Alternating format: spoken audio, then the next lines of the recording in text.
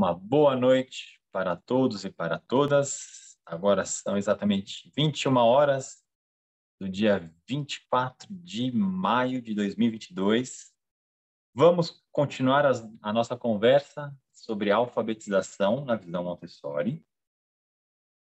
Temos novamente nesses 20 minutos onde eu vou apresentar alguns conceitos. Vocês podem fazer perguntas, vou ficar de olho aqui no chat.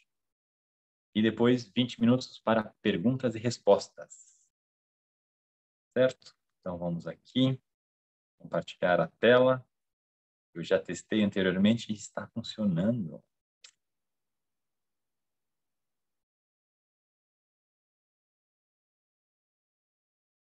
Então esse aqui é o caminho do desenvolvimento da linguagem, né? Então, inclusive, o tema de hoje é natureza das palavras, é um termo do mundo Montessori, que a gente usa, né? Estudar a natureza da palavra, né? A gente pensa em natureza, pensa em animais, ecologia, ecossistema, né? A gente pensa na natureza das palavras, a palavra ela está dentro de um contexto, né? Ela faz parte de todo um sistema. Então, a gente vai estudar essa natureza, né? O que ela faz, o que ela representa, né? Qual o seu papel? Então, no desenvolvimento da linguagem, a gente já tinha estudado, a gente começa a ajudar a criança a enriquecer o vocabulário, a gente cria uma consciência fonológica, a gente apresenta os símbolos, que nada mais são do que as letras e os dígrafos. Ela começa a escrever, começa a ler, mas ela não para na leitura. Ela vai além. Esse interesse da criança, quando a gente fala do período sensível da linguagem, vai além da leitura. Suplanta, né? Ela chega na gramática. E aí, assim, pessoalmente, eu lembro que eu não gostava de português. E talvez tem outras pessoas que também não tiveram essa mesma sensação. Na escola, eu penso em gramática na minha escola e, assim, é quase um show de terror. Assim, eu não gostava de estudar, não gostava de ter as provas. Era uma sensação, assim, muito negativa. Foi muito interessante quando eu fiz o treinamento de professor Montessori para trabalhar com crianças de 6 a 12 anos. Gramática, para mim, ganhou um novo significado. Eu comecei a ter prazer em explorar a língua, né? No caso, estava explorando a língua francesa, mas de explorar as regras da língua francesa. Comecei a explorar também as regras da língua portuguesa, que são muito semelhantes. E, assim, eu tive que desconstruir, né, uma memória que eu tinha, justamente para reconstruir com uma nova visão que o Montessori estava me proporcionando. Eu não tive isso até no último encontro, não sei se no domingo ou na terça-feira mesmo. Se a criança ela perde, né, aquela janela para poder aprender escrever, ou aprender a ler, aprender explorar a gramática, o que acontece com essa criança? O que a gente tem que fazer, né? Se ela nunca mais vai aprender, ela sempre, né? Como ser humano, a gente sempre tem a possibilidade de crescer, de aprender. Então, o que acontece é, nesse período sensível, nessa janela que ela tem para se desenvolver, é mais natural, é mais fácil. Quando passa essa janela, quando passa esse período, o aprendizado pode existir, só que ele tem um esforço maior. E a gramática tem essa mesma característica. Então, existe um período, existe um tempo lá, dentro do desenvolvimento da nossa intelecto, da nossa psique, que a gente se volta para estudar a gramática. É naturalmente interessante para a criança ir atrás da gramática. Então, eu não só pude, né, entender isso no Montessori, como na minha última sala de aula, não atual, né, na última sala que eu estava lá na França, estava trabalhando com crianças de 6 a 9 anos. E eu via as crianças trabalhando com gramática e, assim, eu ficava assustado positivamente porque elas amavam fazer a gramática, elas pegavam os materiais e tinha alegria, tinha sorrisos no rosto dessas crianças, porque elas gostavam de aprender gramática, elas pediam, elas falavam assim, Felipe, Claire, eu quero fazer esse exercício, eu quero aprender sobre o adjetivo, sobre análise de frases, elas queriam, assim, eu achei, assim, para mim, foi uma experiência fantástica justamente porque o meu passado foi um pouco traumático. Eu simplesmente tinha uma certa distância, né, da língua portuguesa, da gramática. E eu pude viver isso, eu pude ver essas crianças interessadas e o ambiente dá suporte para essa exploração. A gente vai falar um pouquinho, antes da gente entrar no que a gente pode fazer, a gente vai tratar um pouquinho sobre o segundo plano de desenvolvimento. Porque a criança que começa a se interessar pela gramática, né, pela morfologia, pela sintaxe, pela natureza das palavras, ela já é um pouco mais velha e as características que governam o seu desenvolvimento são diferentes. Então, o primeiro plano vai, né, do 0 aos 6 anos, o segundo plano vai dos 6 aos 12 anos. Essa criança do segundo plano é uma nova criança. Ela, a gente diz que é um ser social. Ela nasce como um ser gregário, que a amizade, as relações ganham uma importância tremenda, né? E a gente diz que as crianças, né, de 6 a 12 anos, elas têm duas perguntas fundamentais, que é o como e o porquê. Ela quer saber, né, a gente tinha falado que a criança, né, de 3 a 6, a gente nomeia muito, né, a criança do primeiro plano, a gente nomeia, a gente fala, essa é a cadeira, esse é o pé da mesa, essa é a luz, a gente vai nomeando. A criança de 6 a 12 anos, ela quer saber o que está por trás disso. Então, mas como isso acontece, né? Por que acontece? Então, você fala assim, tem o sol, esse é o sol, tem a nuvem. Ela fala assim, mas por que que tem a nuvem? Como que a nuvem chegou até lá? Por que que a nuvem está andando, né, de um lado para o outro? E isso abre, assim, uma grande porta para explorar o universo. A criança de 6 a 12 anos, a gente diz que a escola para ela não é suficiente, ela precisa do mundo. E ela vai em direção ao mundo, ela quer explorar o mundo, e a gente diz que ela tem dois poderes, o raciocínio e a imaginação. O poder de raciocínio das crianças de 6 a 12 anos é muito diferente da criança de 3 a 6, de 0 a 6. Então, até a gente vai falar aqui um pouquinho, né? Quando eu vou escolher um livro, uma leitura, quando eu vou escolher um material, uma história para a criança do primeiro plano, eu sigo certos critérios. Para a criança de 6 a 12, eu sigo outros critérios, porque essa criança de 6 a 12, ela tem um poder de imaginação muito profundo. Então, a gente pode falar tranquilamente da relação, por exemplo, entre a Terra e o Sol. Ela tem já a imaginação amadurecida de tal maneira que ela vai entender que a luz, né, se a gente for explicar, se ela tiver interesse, que a luz do Sol até chegar na Terra demora 8 minutos.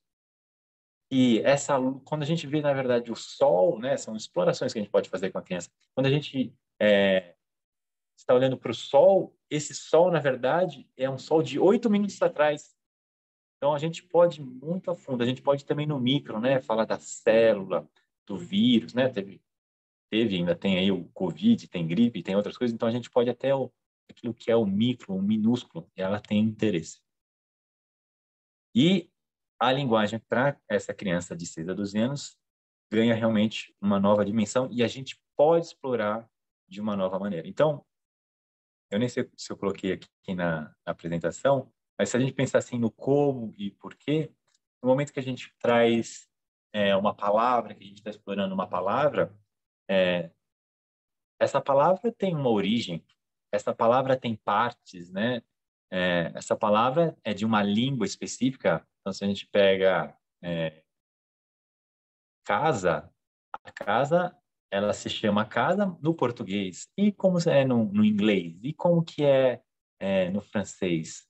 Da onde que veio, né? Mesmo as letras, né? A gente, uma criança de 6 a 12 anos, a gente explora até as origens das letras, né? Por que que o nosso A, ele tem esse desenho? Da onde que veio isso, né? Da onde que veio o nosso alfabeto, né? Quando que a humanidade começou a escrever? São explorações que dentro de uma sala de aula a gente faz, né, para criança de 6 a 12. E se a criança tem interesse numa conversa, a gente pode a fundo. A gente trabalha muito com projetos, né? A partir de 5, 6 anos, a gente começa a trabalhar com a criança com projetos. Então, a criança tem uma vontade, um um interesse e a gente muitas vezes monta um projeto para ela explorar aquele assunto, que pode ser, por exemplo, eu queria fazer um projeto para ter uma horta, quero plantar menta, quero plantar batata para depois cozinhar, eu quero no- na França várias, eu quero salvar as panteras brancas.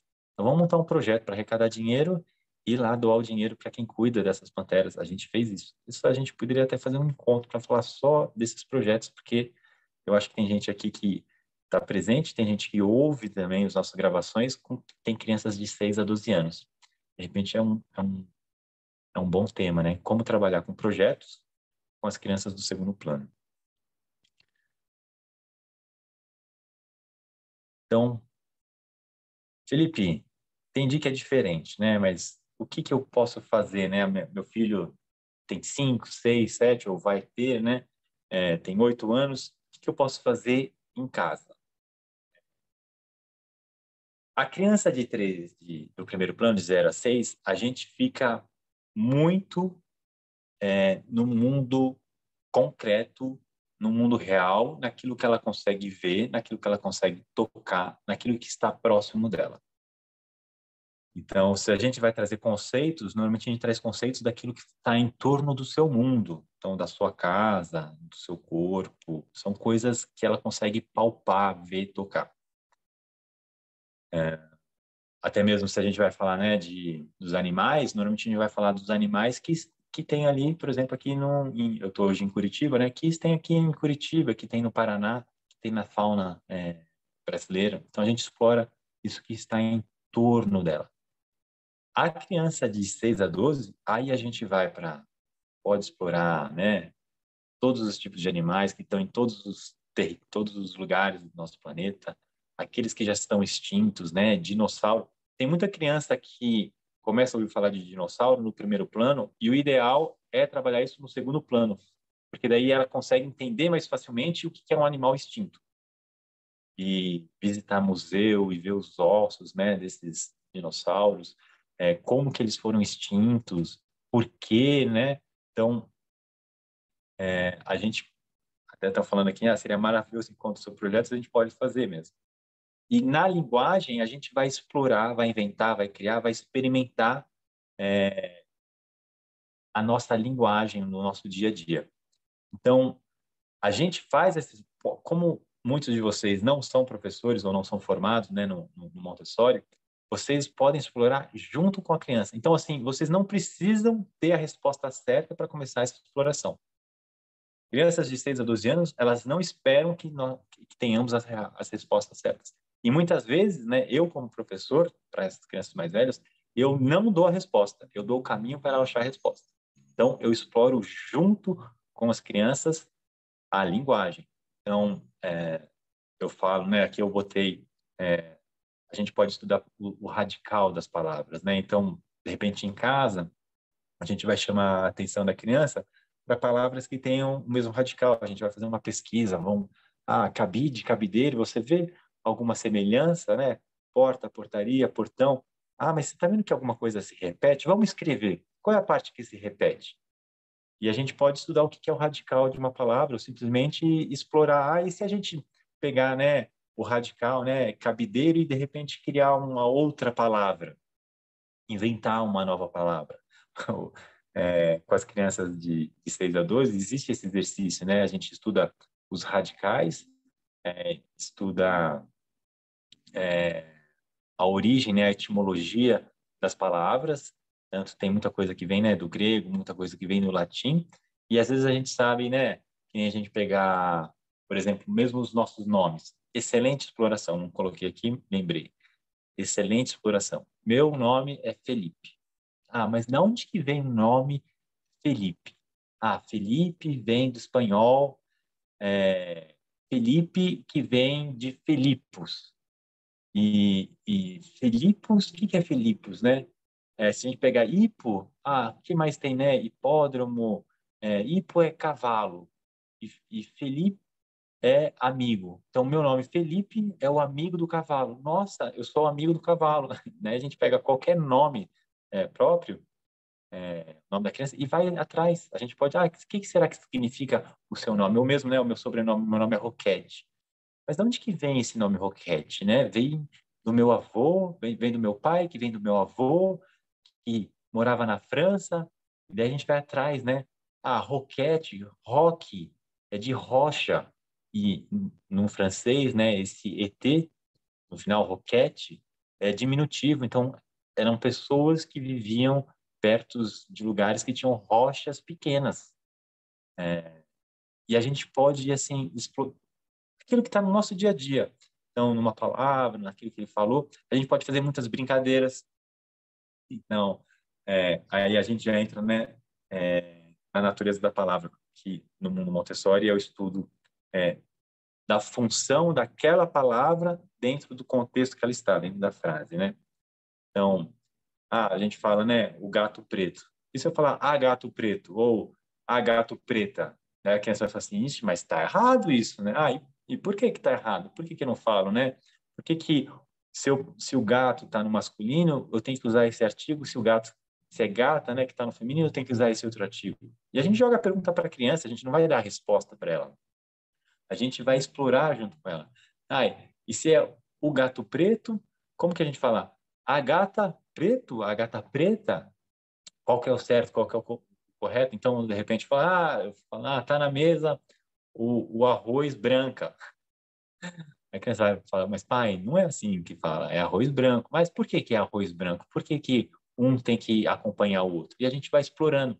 Essas explorações, elas não precisam ter um fundo, digamos, pedagógico. Ela pode ser exploração por ela mesma.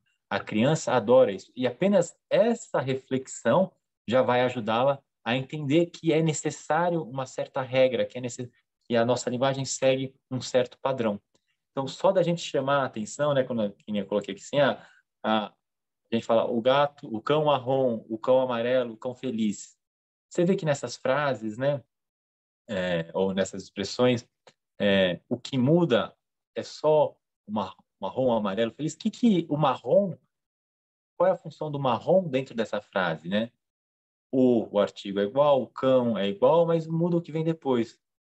E daí a gente vai falar, muda a característica do cão. Então, a gente pode fazer muitas explorações que não têm um fundo pedagógico. A gente não precisa saber a teoria, né, como pai, como mãe, no dia a dia para fazer essas explorações, porque a gente vai aprender junto com as crianças. Isso é muito legal. Esse como e o porquê a gente faz junto com elas. Então, eu tinha falado no encontro passado de ter um dicionário. E o dicionário é fantástico também, porque muitas vezes a gente está, né, estudando as palavras e a gente acaba indo para o dicionário para saber o que é o correto. Mesmo o dicionário fala, alguns dicionários eles falam, né, da etimologia da palavra, como que aquela palavra é construída.